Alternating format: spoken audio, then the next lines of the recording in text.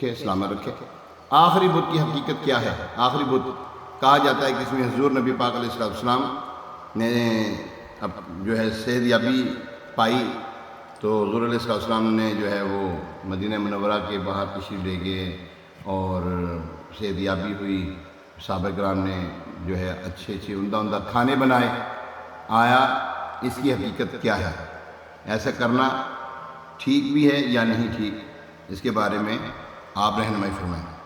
جی ہاں، سفر مظفر کے آخری بت کی کوئی اصل نہیں ہے، اور نہ ہی اس دن سرکار دو عالم نور مجسم شاہ بنی آدم افضل و اکمل صلی اللہ تعالیٰ علیہ وسلم کی صحت یابی کا کوئی ثبوت ہے، بلکہ آپ علیہ السلام اسی روز کے بعد جو ہے مرض مبارکہ میں جو ہے وہ شدت، جو مرض اقدس میں شدت آئی، اور آپ کی وصال ظاہری کا بھی سبب اسی دن سے بتایا جاتا ہے، ابتدا اسی دن سے بتائی جاتی ہے۔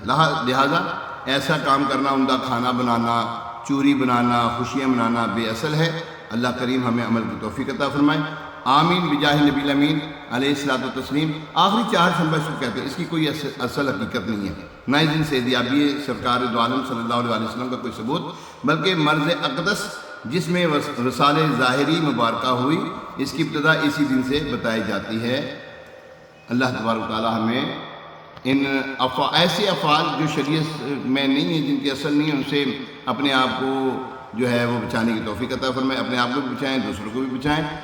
اور مدنی چینل دیکھتے رہیں، مدنی چینل میں بے شمار ایسی باتیں جو عوام الناس میں مشہور ہوتی ہیں، بتائی جاتی ہیں کہ یہ کرنا جائز ہے، نہیں جائز ہے، کرنا ٹھیک ہے، نہیں ٹھیک ہے، ثواب ہے، نہیں ثواب ہے، کیا ہے کیا نہیں ہے۔ الحمدللہ مدنی مذاکرے میں امیر اہل سنت بڑی ہی پر دلائل کے ساتھ گفتگو فرماتے ہیں۔